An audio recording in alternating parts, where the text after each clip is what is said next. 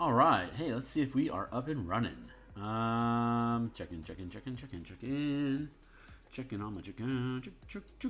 Good. Good to go. Mic check, mic check. 1, 2, 3. Check, check, go. Mic check, mic check. 1, 2, 3. Sounds good. All right, cool. Hey, my name is Theurgy. I create role-playing games. I illustrate them. I publish them online, and I've been focusing my attention on Dungeons and Dragons 5th edition for Jesus, 2017. I think is when I started making content.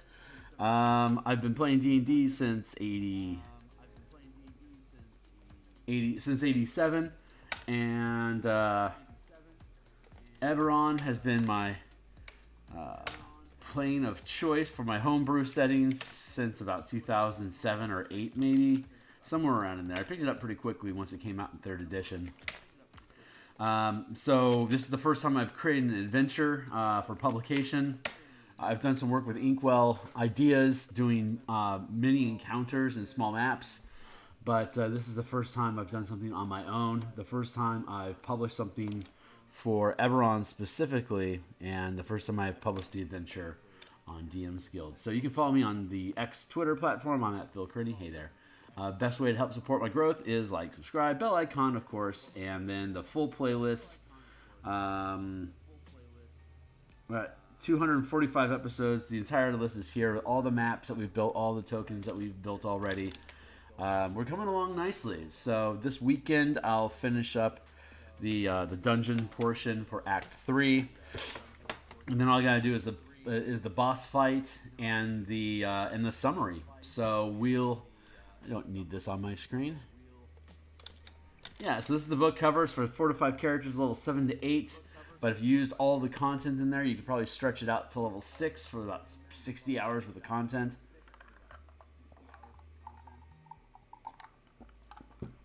If you were to do absolutely everything that's in here. The adventure is designed to Jacques the adventure, as it were, to go down different decision paths that open up different regions for you to explore. It's not assumed that you'd be exploring every region if you're just doing this as a stepping stone in your adventuring. You could run it as a single one-shot session in the final dungeon at 8th level if you just threw in some characters to do it that way.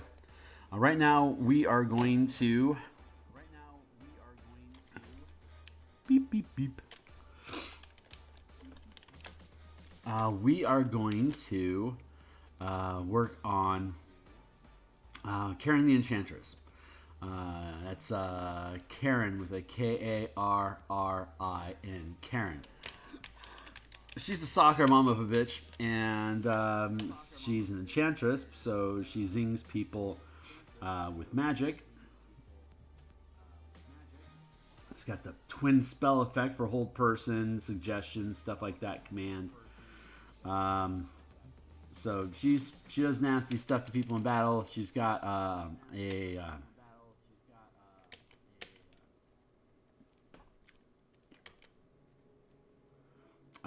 otherwise, she has Eldritch Blast that she can just ding people with, though it's hardly optimal for her to do so. She should be laying down CC, crowd control on the team.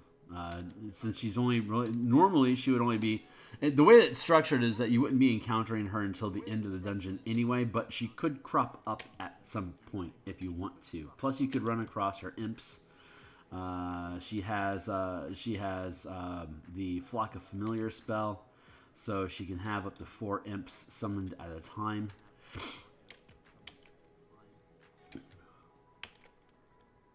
Gonna do that, and then that, and then that, and then that. So when we come back next week, I suspect we're going to be working on maps. There's a number of optional encounters to pad out the content to have more encounters before the like I said, you can, if you do all the content, it's about 60 hours worth of stuff. So the goal is to build out unique maps for all the optional encounters. We got about, I think, 5 or 6 of them that I want to have 20 or less squares, like a 20 by 20 space, like 100 squares. I think that's about the size, maybe 30. Some of these maps are 50 and 70 squares in size, and that's too big for just random optional encounters. So I want those to be smaller. Is that 20 minutes? Jeez, my crow.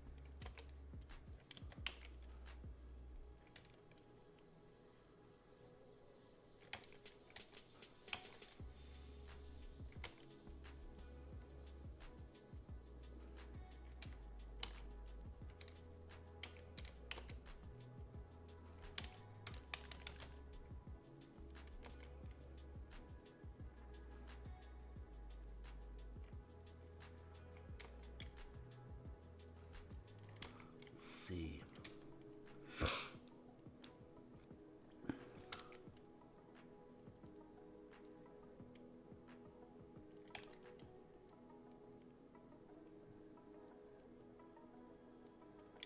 So like I said before, while Sozu is in charge, he's also stuck inside the ritual. He can't leave it without getting himself killed. You can feed the ritual hit dice to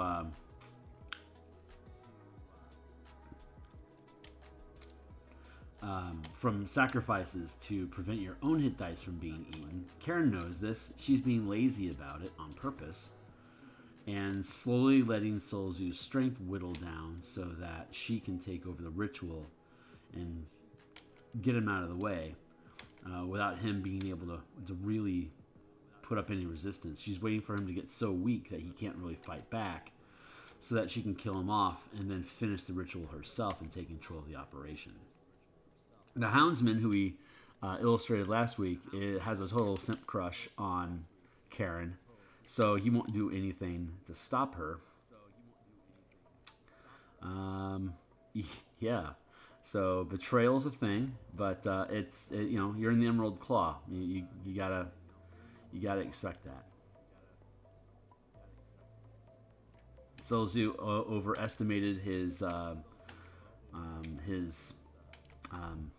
importance to his companions, and it's going to cost him his life. Such is evil.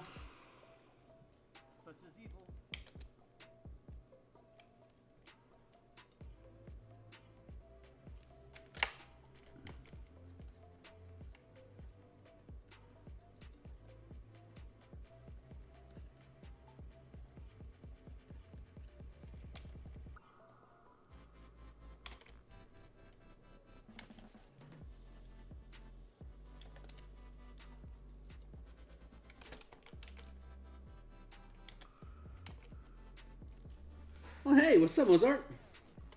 Yiddly, yiddly yo. Yeah, so Karen here. She's, yeah, Karen's a bitch. She's gonna let him die.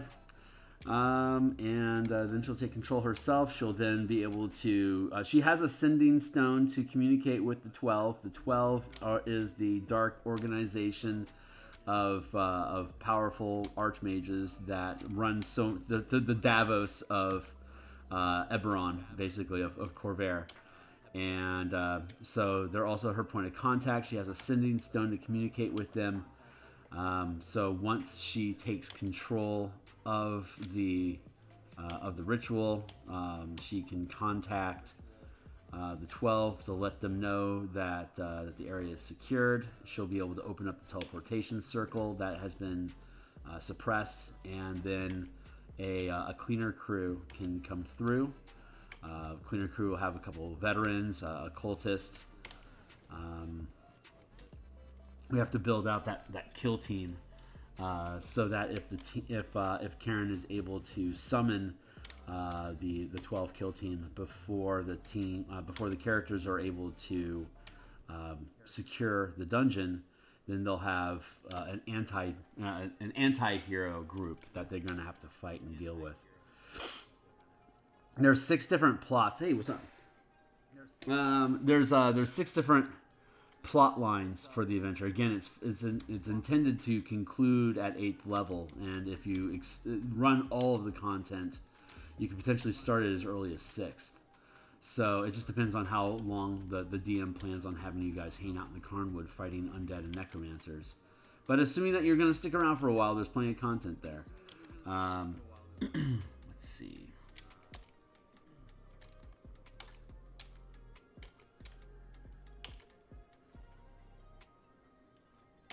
Still figuring out the musculature here. I'm pretty confident I'll have her form overall, no problem.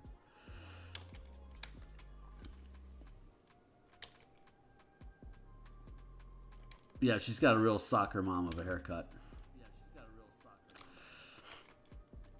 But that's kind of the Karen joke that's going on with Karen, Karrin, because they're in the Carnwood and Carnath.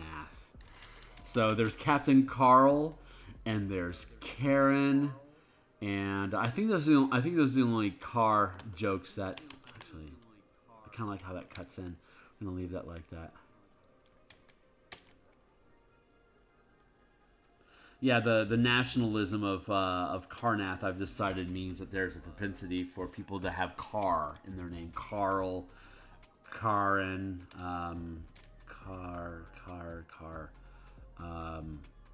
Carwin could be a name instead of Karen.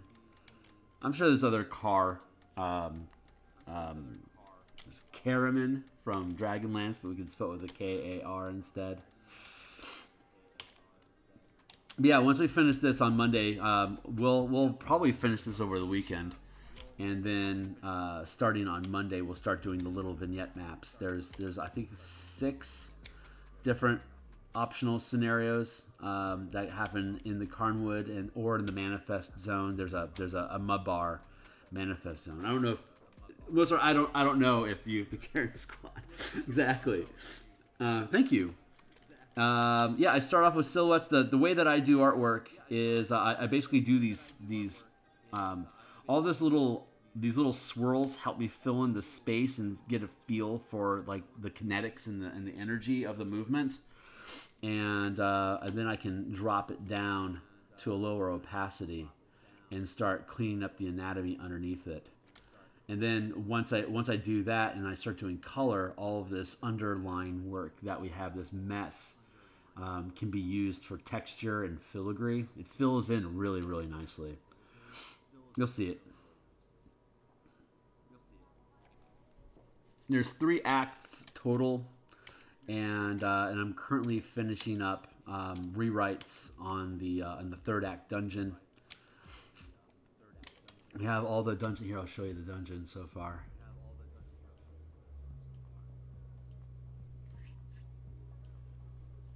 This will be a big one, so I'm going to take a sip of coffee while I wait for it to drop in.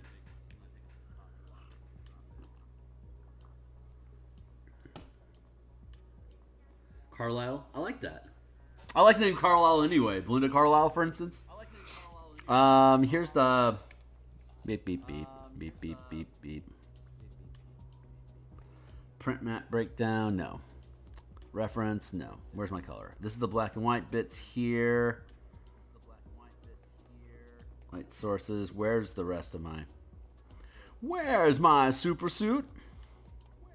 Fluorine.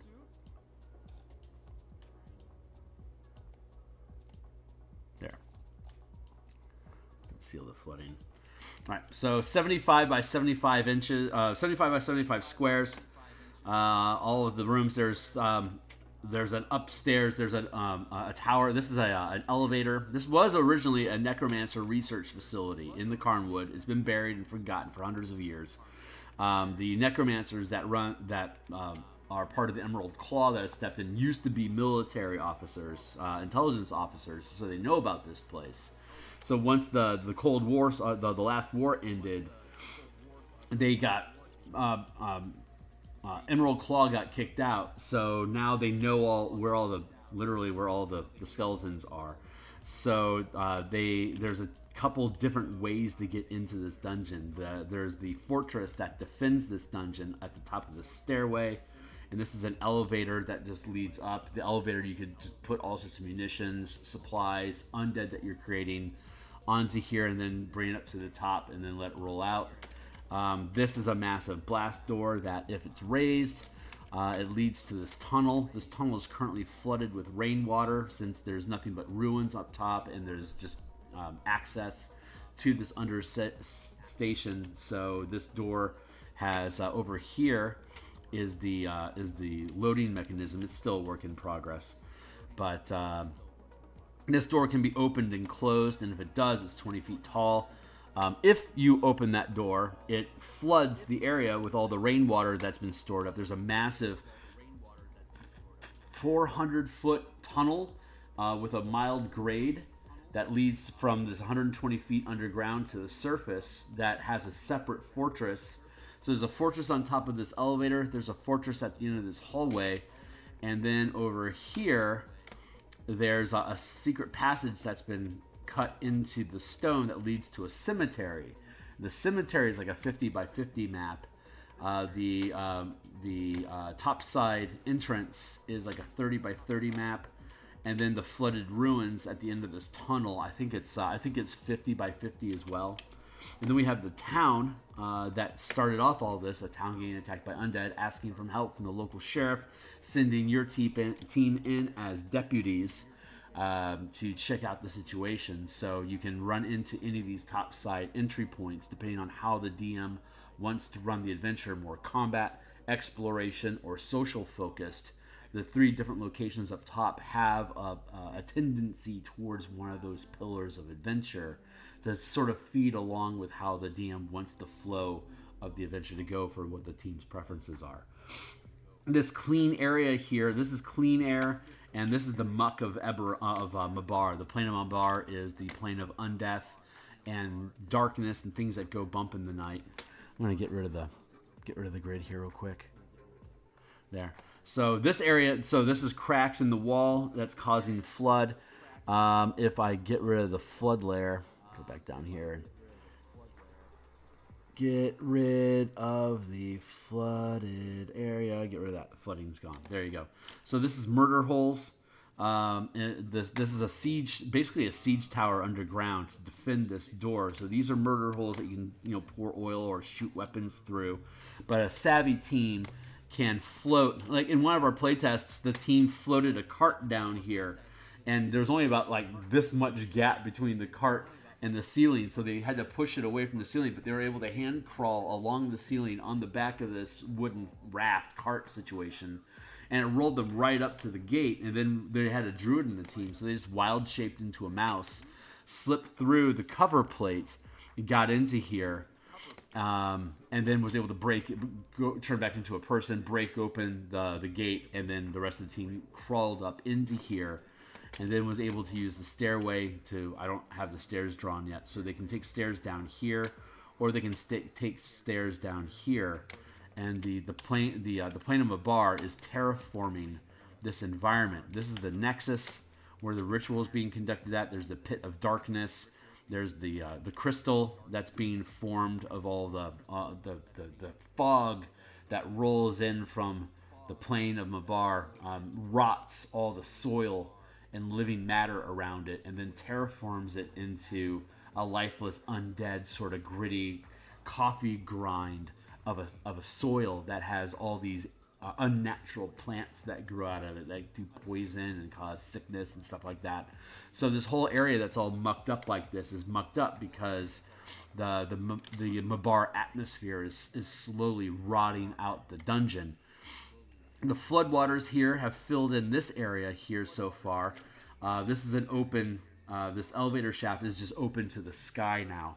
So rainwater's coming in through here and then flooding in, going through these cracks in the wall.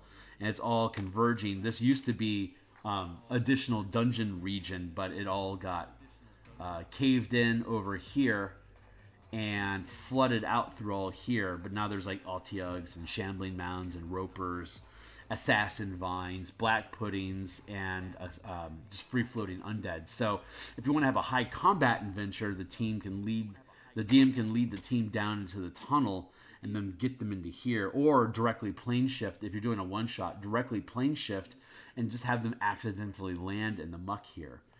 The air, the fog of atmosphere that is the plane of Mabar is held at bay with a simple wind wall effect, or a gust of wind. So there's an air turbine here that has a foot pedal, and if you pump the foot pedal, it causes the turbine to spin, which creates enough wind pressure, a gust of wind spell, to hold the miasma at bay. So you can set one up here, seal off a bunch of doors, and set up another one here. And this entire area here is basically airlocked to not have the poison come in. This is a teleportation circle. Its little glyphs are missing. You can unscrew the glyphs, and they have them in a safe over here in the muck area. If you put the crystals back in place, then the 12 will be able to come in and teleport their kill team in. So they took the Solzu took the crystals out before he began the ritual, so he wouldn't be interrupted. The 12 consider that a breach of contract, and they want to kill him. Karen is willing to work with the 12 to replace him and to be a good pet and work with them. So each of these doors raise up into the ceiling. The ritual area has been sealed off and inaccessible, but in the final version of it, we have these doors are open, so I'm going to have to start adding in crystal muck into this room. All the furniture here, these are alcoves where if it was properly set up, there would be bunks here, but it's just bedrolls on the floor. Crates and chairs for resting. Storage facility of all the stuff that they have, munitions and supplies that they brought in, as well as alchemical stuff that they're creating to export for sale. You can use these crystals to create material components for necromancy and darkness-based spells. There's also fungus, mushrooms, and moss that can be used to create like night vision potions, antitoxins, poisons, I think concentration effects. Over here we have another wind turbine set up to keep this area clear of bad wind. These are all the alchemical stations that are set up to brew the different potions and different alchemical properties from this stuff. So what they do is they go out into the muck, they scrape all this stuff off the walls, the ceilings, and the floor. They then bring it back in through the airlock here, back to here, work the alchemy, and then take it, and then they dump it in here into the depot. Ideally, what will happen is the 12 thought they would stock up this room with supplies, pop this door open, go to the teleportation circle. The 12 activates the teleportation circle, takes all the resources out of the facility, be able to harvest it and not have to tend to the ritual. The only problem with that is that it's cutting these grooves into the rock here, here, and here that lead off into Mabar directly. So Mabar has all sorts of undead and demons in it, and while the Emerald Claw is working this, the demons are friendly. But what Solzu doesn't know is that at the completion of this ritual, he's trapped inside this crystal that's formed around him while he's performing this ritual with an artifact called the Eye of Mabar. So what will end up happening is when he completes the ritual, it's going to kill him. The eye will gather all of the energy that's been created as a result of the ritual, pull into its artifact, and then from that crack open and become a new, ideally it becomes a new Ultraloth, which is a CR12 Yugoloth, which is a pretty high-ranked demon, which in normal D&D cosmology would be, I think it's in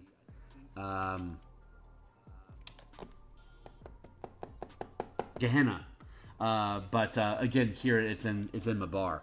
So the plan for the artifact that they're using to conduct this ritual is let the mortal fools conduct the ritual to permanentize the manifest zone to Mabar. The ritual itself will create a new Ultraloth. Ideally, it creates a new Ultraloth, and then that Ultraloth takes control of the manifest zone origin point and it becomes a permanent arcane gateway directly into Mabar. The Ultraloth would be powerful enough to be able to form an army that can then wage its war against reality in Eberron. If the ritual gets shut down early, and ideally the team will, the Eye will still gather whatever energy it can, and it'll create a lesser Ugoloth. The faster the ritual gets shut down, the lower CR the Ugoloth will be. The minimum, I think, is an Arcana. No, it's a Charnoloth, I think, is a CR4 dog-like creature. So I'm going to have to do tokens for all the different types. There's like 4 different types of Ugoloth that could be created as a result of this, depending on how much juice the players have left in their resources to be able to fight something at the end of the ritual. If the team has been cakewalking the place, hit them with an Arcanoloth or an Ultraloth and slap them down a little bit, make them burn through the resources. If they've already gotten their ass kicked, bring in like a CR6 or CR4 weak Ugoloth that the team can defeat so they can win the dungeon. And then if it's part of a longer ongoing campaign, they can, once they clean this place up and secure it, they can take control of it and use it as their bastion. And then they can become the official law enforcement in the region. There's a whole bunch of refugees that have started making how do you call it? They've been crafting their own villages along the Carnwood, and the Carnwood is famous for being haunted. So these refugees are willing to risk the hauntings to start their own life in a farming community that Karnath desperately needs. It needs, now that the war is over, they need to start rebuilding their infrastructure, and then so they need a larger food supply. So they're encouraging soldiers to retire and claim plots of land all throughout the eastern region of Karnath. So no one's questioning where people are coming from as long as they're building farmland and developing agriculture, because that's what the nation needs right now. They're willing to blind eye where somebody is coming from, any refugees. So there's a bunch of undocumented refugees that are in the region farming, and now that they're getting killed by undead from the forest, they're kicking up a fit. It's like, hey, we don't want you to look too closely, but there are people being killed, and it looks like there's undead, and there's people moving around in the forest. We don't know who they are. This feels unsafe, and you really ought to know about this. Please help us. So again, the sheriff's like, I don't have time for this shit. So he deputizes your characters to go deal with it for him. And you don't know any of this stuff going in. So you're completely, like, the team is completely ignorant of everything that's going on. They show up, they start talking to villagers, they have badges, so they have the authority to go anywhere and ask anyone anything. There is a mercenary company called the Red Wolves that were hired by Solzu to basically keep people away, and not the guild, the mercenaries didn't know this, but also to help minimize the amount of undead that go rogue, because in the manifest zone, any corpses automatically automatically rise as undead, free-willed undead. And a necromancer that creates undead in the manifest zone loses control of them. They become sentient. So you have to have a good relationship with the undead if you're going to create any. And Solzu does. So he's fine. The Emerald Claw's doing fine here, but like in our playtest, one of the characters brought in a necromancer and started off with an undead horse and a small squad of 4 zombies. And they immediately broke free and attacked the party. They're like, fuck!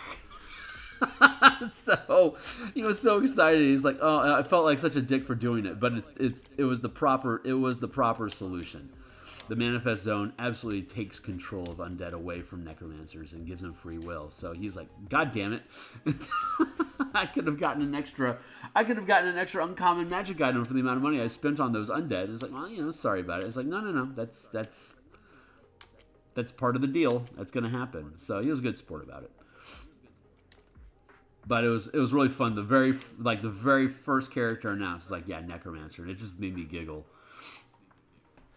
So, if I can load this. Right on, man. I'm glad you're having fun. I'm here. I'm here 5 days a week. In the mornings, I do token art like this. At lunchtime on Mondays, Tuesdays, and Fridays, including today, I work on new game design. I'm currently working on Warforged, Titans, Colossus, and Infernal War Machines to complement the Spelljammer document that I published in March.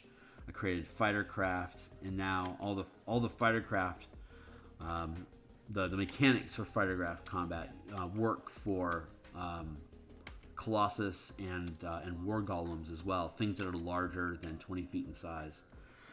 Yeah, this is coming along really nicely. So I've been developing that document at lunchtimes, Tuesdays, Wednesdays, and Fridays, including today. And then on Mondays and Thursday nights, like last night, I develop, I do more Spelljammer stuff. I've been building massive scale ships. Currently I'm building a 500 battle lobster. So it's 500 feet in size. It's multiple levels. It's a reimagining of, if you're familiar with Lattice Araxis, Vokath's base in the second act in Doom Space, and it's basically being reimagined as a combat as a battle station, and then there's an optional fleet combat scenario for the team to win allies in Doom Space to attack the antagonists. It's a whole thing. It's a whole separate storyline.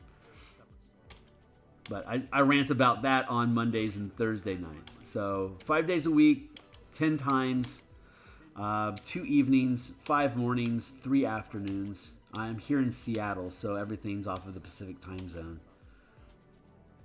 Here, that's how I want to do this.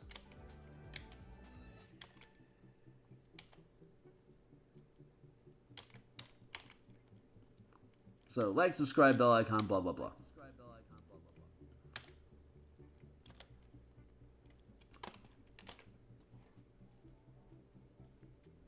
This could be a touch bigger. Too big. I was wrong.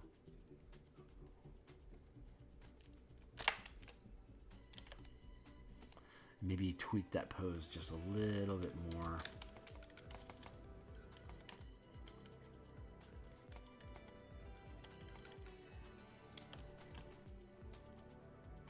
Yeah, that's pretty good. I like that. So sit that there. I think I can afford to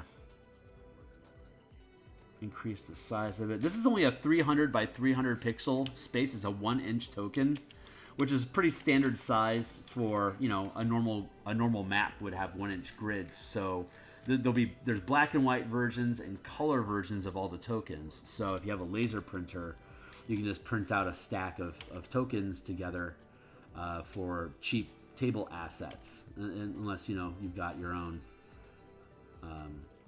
figurines that you want to use. But if you don't, you can just default to the black and white, and then of course on virtual tabletop you can use all the color assets, no problem. Here,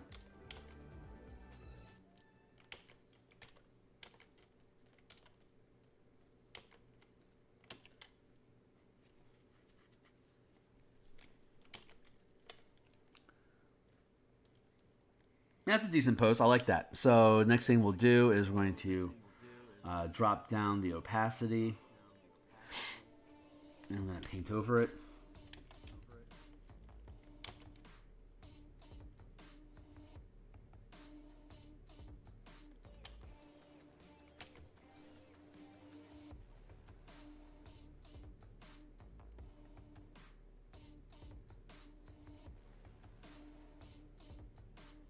Bow.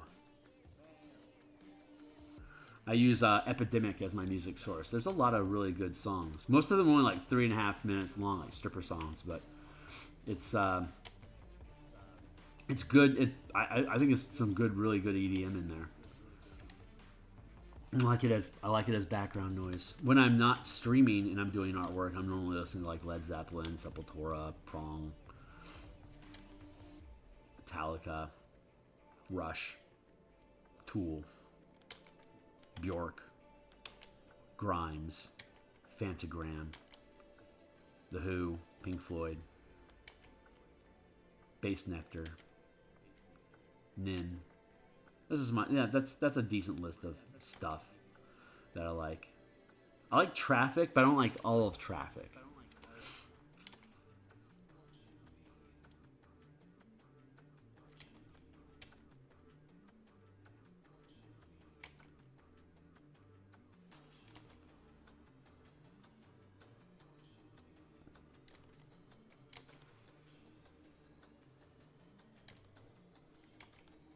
Here it goes from eye to nose like that.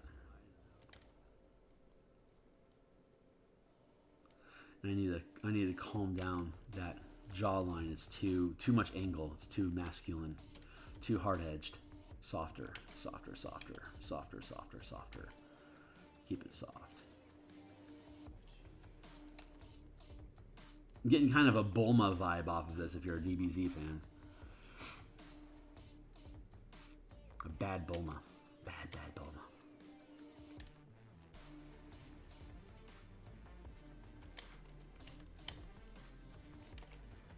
Push that to there. Yeah, I like that. What's up? Hey, Ross. How you doing? PNW shout out. What's up, my guy? Yeah, I'm in Seattle. What's up?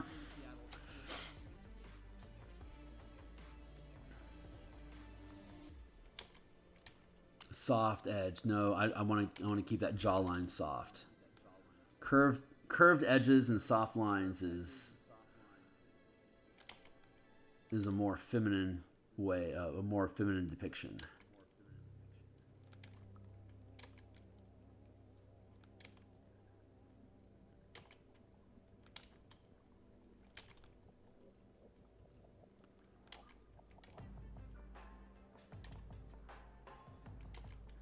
Typically, normally, for the past 2 some odd years, I've also been doing streaming on Saturdays mornings, my own Saturday morning cartoon show, as it were. But I'm currently playtesting martial powers. What we've been developing here online for the past. You can check it out in my play. I got a lot of playlists on this channel.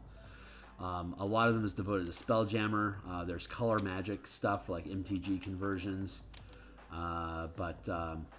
the current one of the current projects that we're working on is the martial power system, which is basically alternate half casting for martial characters. It's kind of like the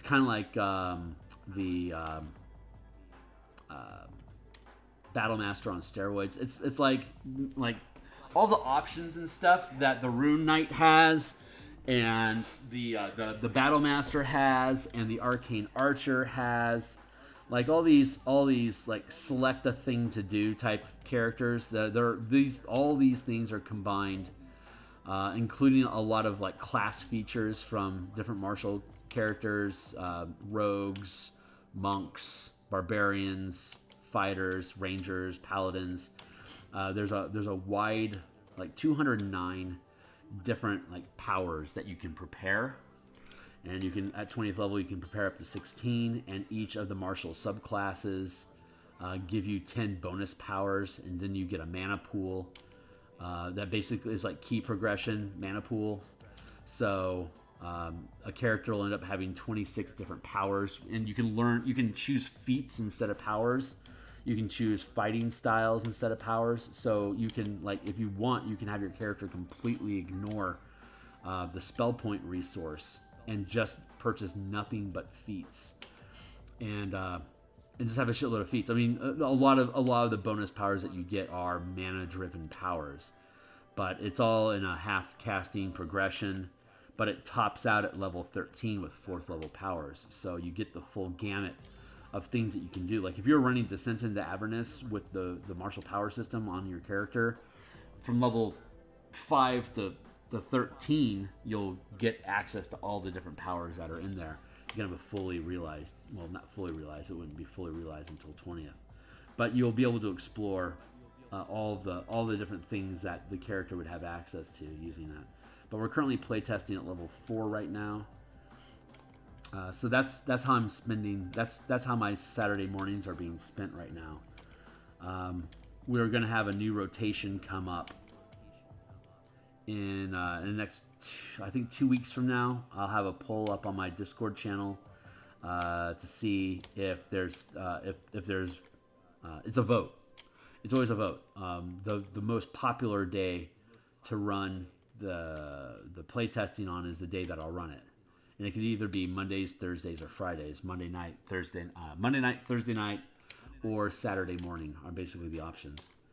And depending on who wants to participate and which date is most popular, ends up being the day that we run. We change it every like 4 to 5 weeks or so. So for now, it's Saturday morning. In the future, it could be Monday night. So then I wouldn't be streaming Monday night if that's the change. But I'll be back to stream on Saturday. So everything that I do, I play test. Like I don't put out a book without testing it. And I normally test it amongst multiple groups. So this adventure has been, I've ran 4 different groups as a DM, and then I've had 2 separate DMs run different groups.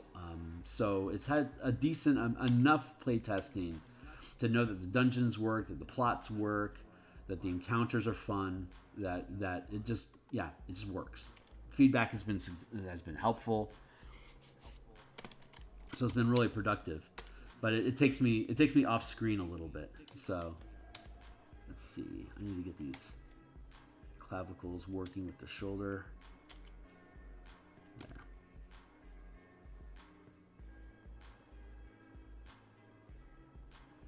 But I started off as a freelancer. Well, I mean, I've been a DM since '87, so I'm nearly 50, and I've been running games pretty much my entire life. I got the red box set for my birthday when I was 12 in '87, and along with a ton of miniatures.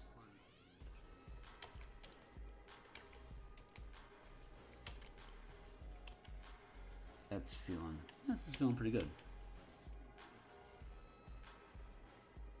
I like this central point here we got going on, this spoke. So I'm going to want to lean into that here in a bit, but I'm just working out the anatomy still, just locking down her actual shape and getting this kind of like this spidery Black Widow-y sort of effect going on here.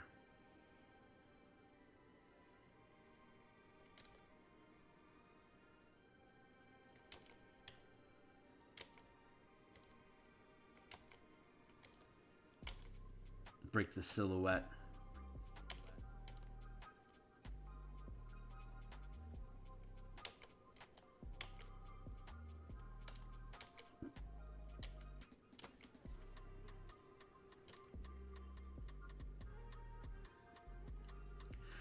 You break the silhouette with structured form, and it makes for a more interesting character design, like that, roughly.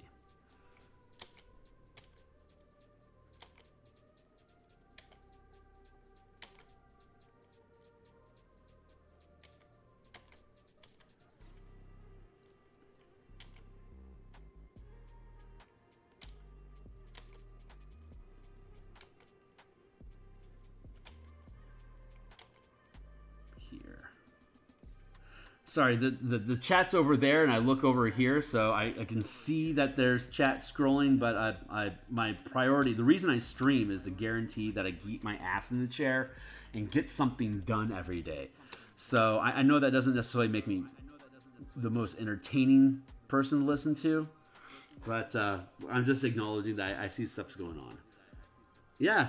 So far, it's pretty. You can see how all the little scratch doodles that filled in the form, that filigree, still exists inside of there, and I can use that as suggestions for guiding the anatomy of the clothing that's going to wrap around her. So,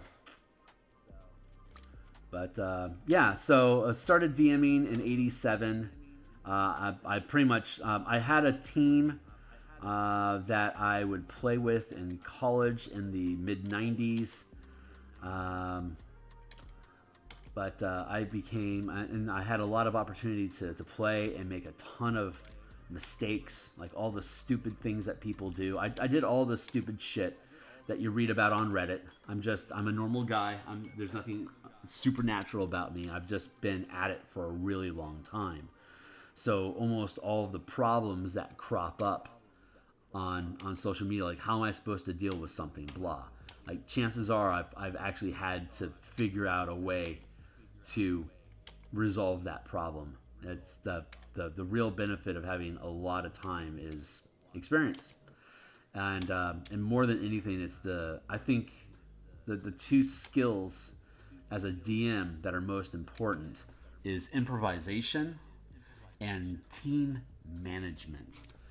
You may not want to be the leader of the table, but the fact that the game doesn't play unless you show up means that you are the leader. You also dictate who gets to be at your table. You are the boss. You have hiring and firing capability.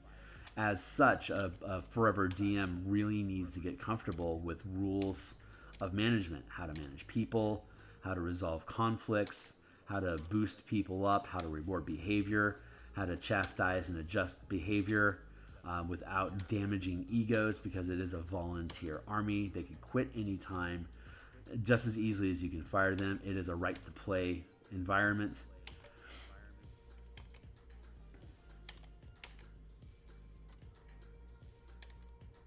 I need to drop the opacity on this here a little bit.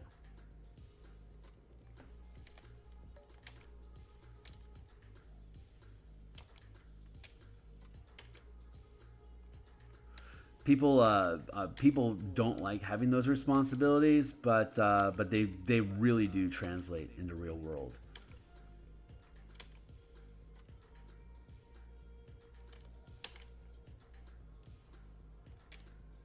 Oh, I think I like this better. Go like this. No, I don't. Oh well. But I can see that the anatomy here was kind of GPT'd, you know. I think it's ironic that the same sort of like pixelization and focusing process that AI uses is basically the same method of creation that I use. I start off with a loose idea, I then refine it, clean it up the frame, fill in details inside of that frame, refine it, fill in the frame. Work on the resolution inside of that frame.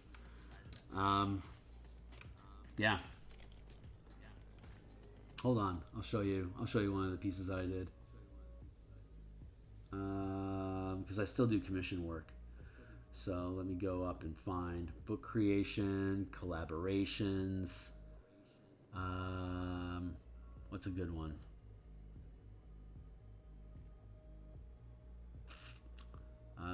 Here we go. Here's a book cover that I did. Oh wait, no, that one's incomplete.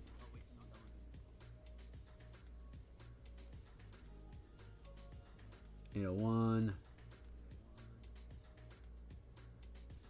This should be probably the finished piece.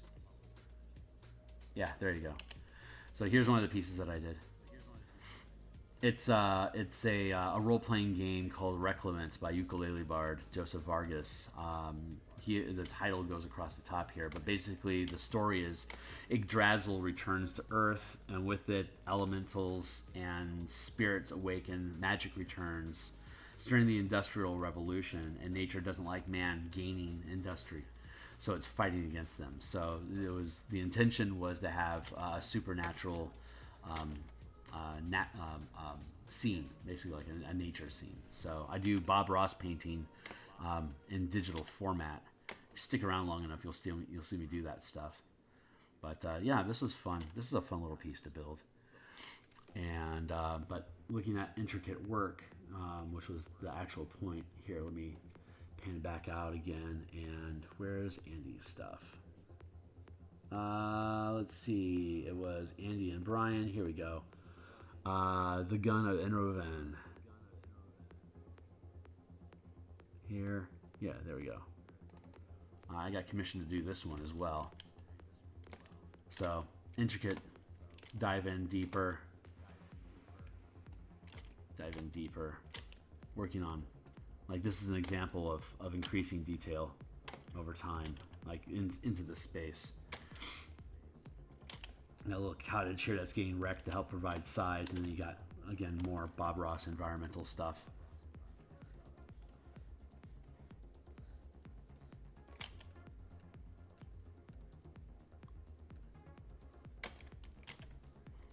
There's a book cover I did last year. And then the Crystals of Mabar itself, my own book cover that I have for this adventure. There's the crystal chamber where Solzu's at conducting the ritual. I forget the name of the moon that represents Mabar, but there's that. This is a symbol for Mabar. This is the ruins of the topside fortress that defends the elevator shaft that leads down into the fortress. Here's the flooded ruins that has a tunnel that leads down into the dungeon we were talking about earlier. Here's the cemetery where there's a secret passage that leads to that. So everything that's in here is symbolic of different locations and events that actually happen inside of the adventure.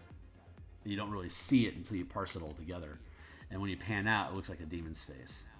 So that's the hidden loom. You can see it like on the DMsGuild on the front dashboard. This is what it looks like. You can kind of see the demonic face, but when you zoom in, it breaks down into its individual elements. But if you get to the end of the adventure, you create a demon that fights you. So it's been there waiting for you the entire time. I'm really happy with the symbolism inside of this cover. But yeah, this was a fun piece to build. Super fucking fun piece to build. I am damn near ready to get references for this hand.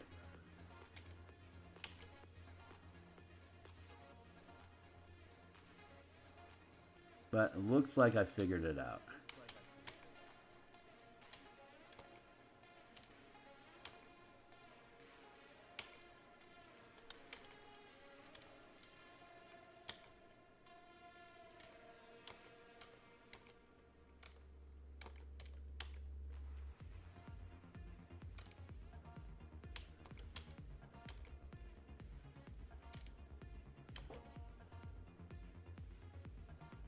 There we go.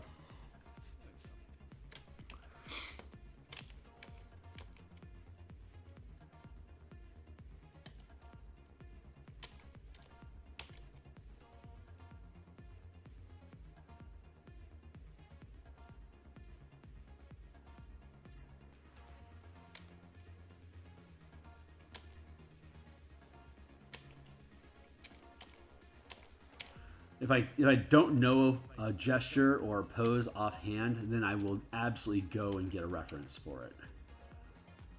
Anatomy is too important to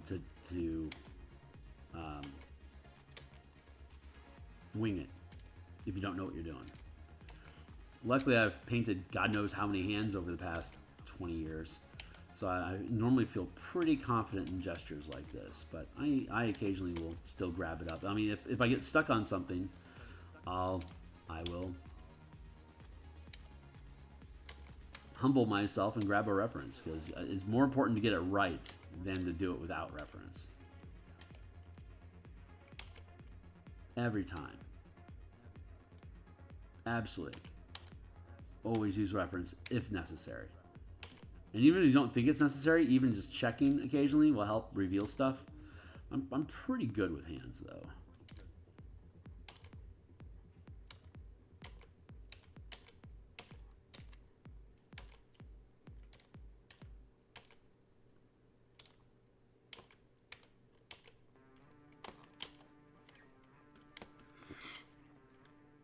So far, so good.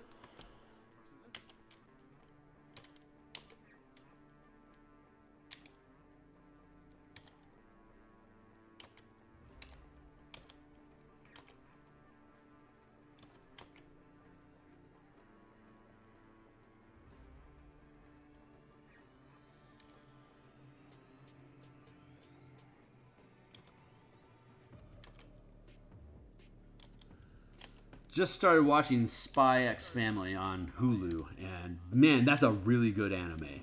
It's I I'd say some of my favorite animes have been Neon Genesis Evangelion, the OAVs, and first season of Ranma 1/2. I am a Escaflowne was pretty fun. The first season of Sword Art Online I enjoyed a lot. Akira, anything involving Ghost in the Shell.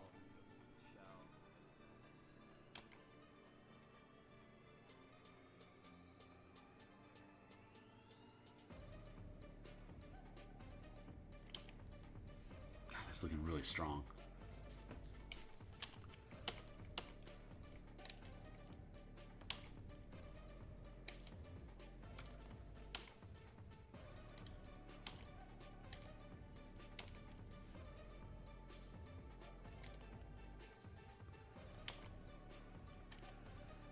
Always feels creepy as a guy to spend time on breasts, but gotta get done. Reference work is even more sketchy. Do that off stream. Nah, I don't like that. I don't want to have that much cleavage going on. I want the underbreast for form, but I don't want her. I mean, she is an enchantress, but I don't want to slutify her. She's still a soccer mom. I want to keep her in that 50s wife sort of vibe. So we can hear. That feels good. I can get rid of that extension. I don't need it.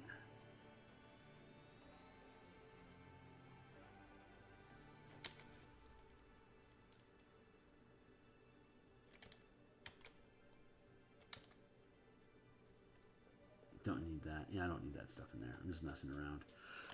Let's see. Pan back. Okay. Here is a problem.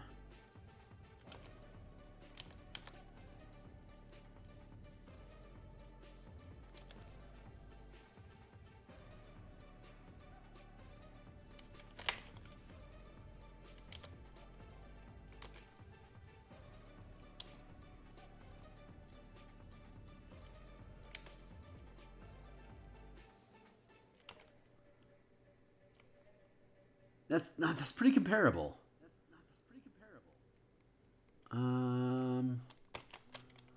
Maybe I want to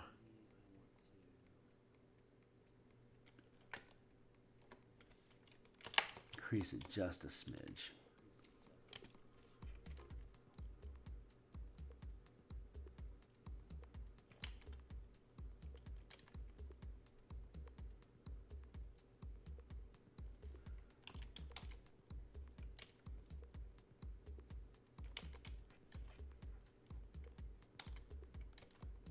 Yeah, I started doing freelance art in the early days of 3rd edition, back around 2000, when print on demand became a possibility, but color was still really expensive.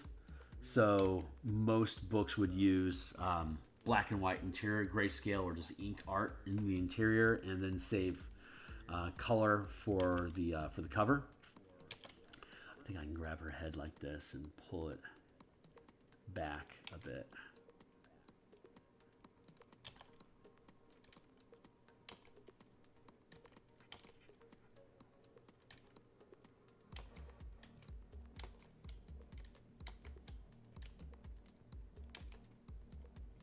There, like that.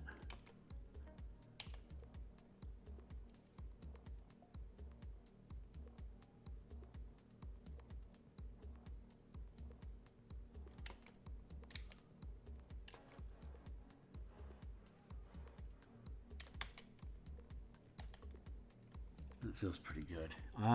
So let's keep this opacity down, and let's add in her little mop of hair.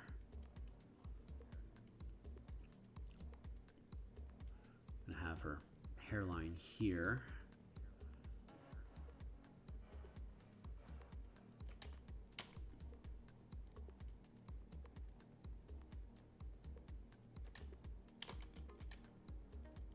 How are we doing on time? It's 7:45. Okay. chances are, see, it's my intention to start mapping on Monday, but I think I'm going to be able to. I think I'll finish up Karen on Monday, and then we'll start in on maps on Tuesday. It appears to be our fate right now. I don't want to crowd her face, so I need to keep the back form simple, so it doesn't overwhelm. Something like that. I like the amount of volume that I have here going on here in the back. I just need to make sure that it's not too anime out of control.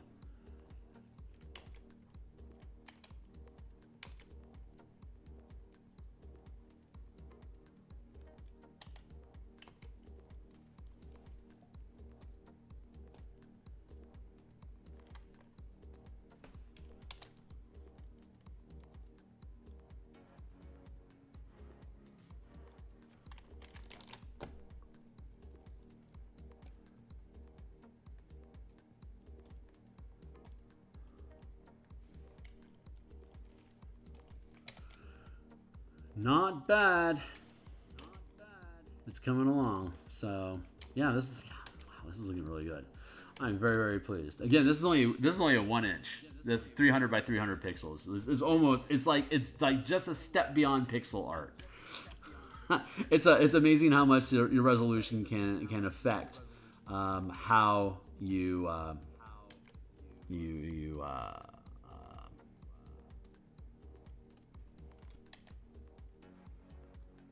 solve a problem. I think that's the word I was looking for. Problem solving.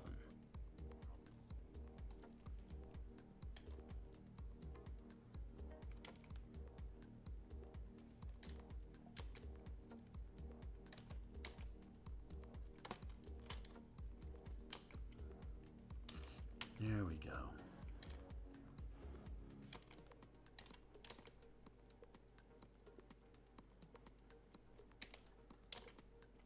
Fucking awesome.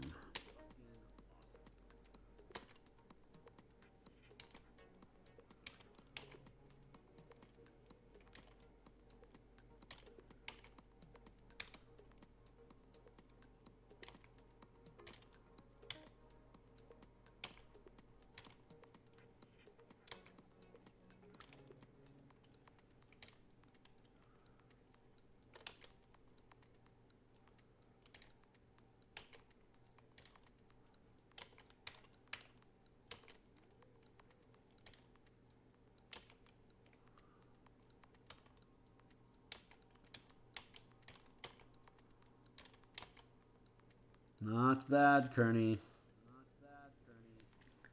Hell yeah, dude! I like that. That's sitting really good. Not quite Marvel quality, but I could be a contender. I could definitely earn an internship at Marvel at this point, I think. Now we can start layering in. I think I can just go ahead and merge that. I want to merge that down, but that's a flag.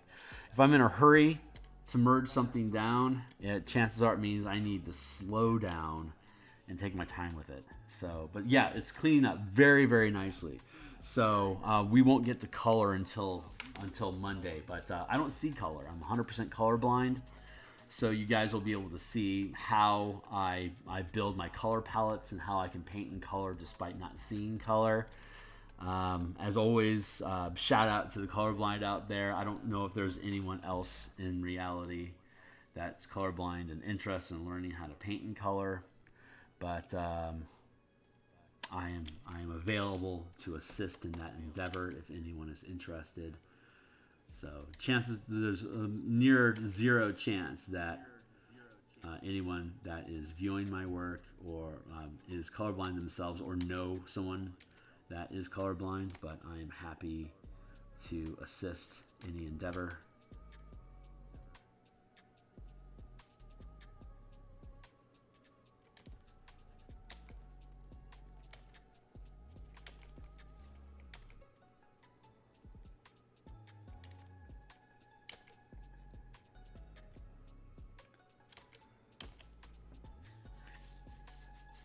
Let's see.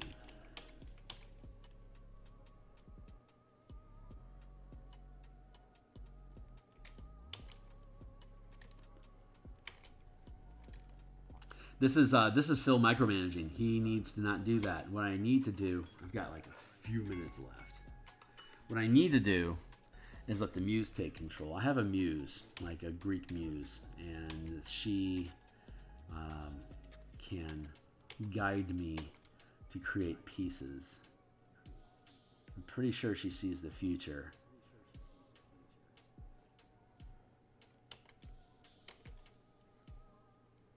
And she feeds me intuition about what that future is. And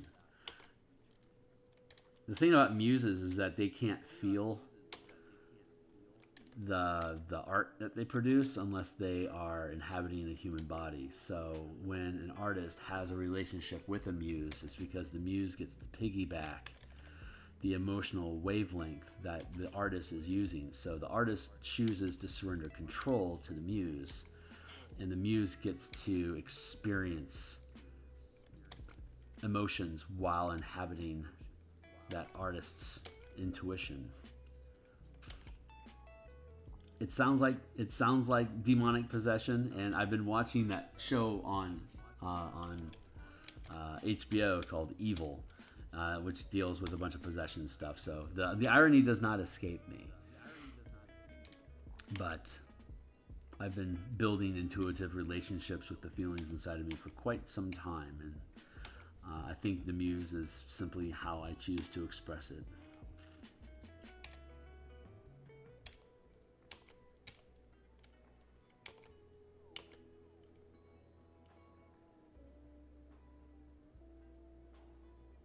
Oh, I've got like this little sunflower sort of thing. Well, not a sunflower, but like a daisy going on. I love that. You see that? What a weird thing for an Emerald Claw character to have. But hey, she's not just some basic bitch.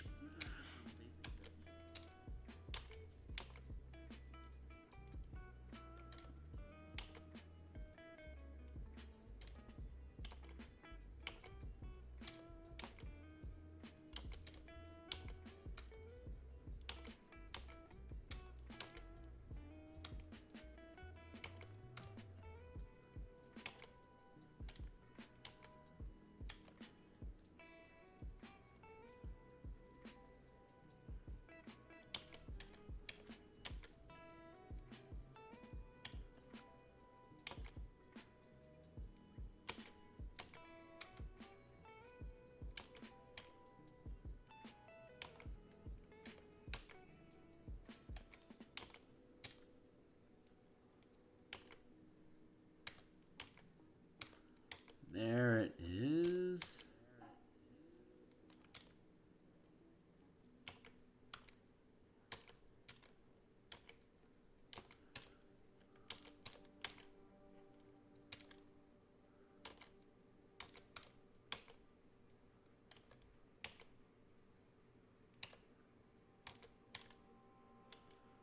I think I want to kind of cleave it off there. I'm not sure how this wants to express itself yet. So again, I don't want to rush it. I'm just going to let it kind of breathe itself in.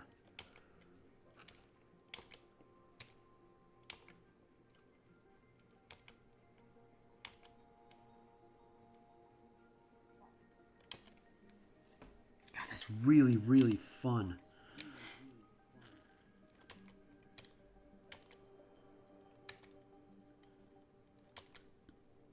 So I'm a white collar sort of guy. I've got a day job, and my shift starts at 8. So luckily I can just log out here and then log into the work computer and be up and running. So I have no hang time between, like I work from home. I have no commute. So occasionally I go into the office, and when I do, it scuttles my schedule. But typically, that's why I can stream at lunchtime.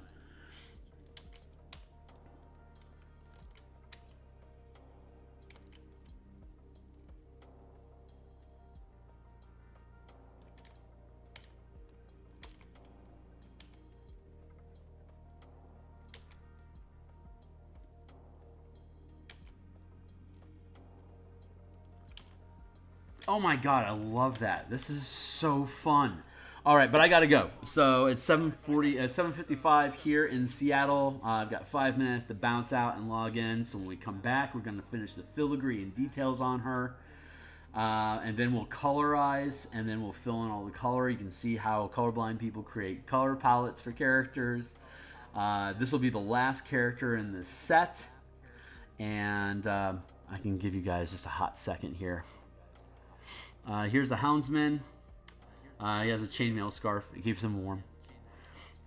He simps for Karen, so he lets her do whatever she wants. Here's an Emerald Claw Zealot in partial plate. He's just a mook soldier. Here is a Red Wolf Mercenary, a very low-level character, NPC, easily defeated. Here is a lab assistant from Ader Academy working on the different alchemical properties. Here's a different lab assistant. There's 6 total. Here's Captain Carl. He's the head of the Red Wolves, and he can be influenced to have the mercenaries stop fighting the team. Here's Solzu. He's looking pretty bad, and he's holding the Eye of Mabar, which is killing him. Here is Karen's Imp Familiar. I like how they turned out. And here is an animated safe that has the spell books, teleportation crystals, and some random magic items. That its primary objective is to get away from the team and run to Solzu, so that Solzu knows that they're being attacked. But it's just a simple animated object spell. Basically, the safe animates and then tries to run away. So that's the stack here. I have other stacks of tokens for different sections. But yeah, when we come back, we'll finish this up. God, I am absolutely loving this piece. So that's it for now. I will see you guys. Oh yeah, I'll be back at lunch. So I'll be back on in about 5 or 6 hours. So probably about 5.5 hours, like 1:30 Seattle time is typically when I start doing it. Honestly, it's anywhere between 1:30 and 2:30. So it'll be like 6.5 to 7.5 hours from now. We'll see. Well, I don't know what my day looks like yet, so we'll see how things pan out. But that's my plan, and we'll continue working on the 50-foot and 500-foot Warforged Colossus and War Titans and War Golems, Fightercraft, Infernal War Machines. That book that we've been building. So actually, I think we're going to start the illustration for the book cover. Am I going to do Vocast book cover? I'm doing a book. I'm starting to design on a book cover today. I don't know which one yet. The muse hasn't told me, but yeah, that's what's in the works. So anyway, I'm out of here. I'll see you guys later. Thanks a lot for being. Cheers.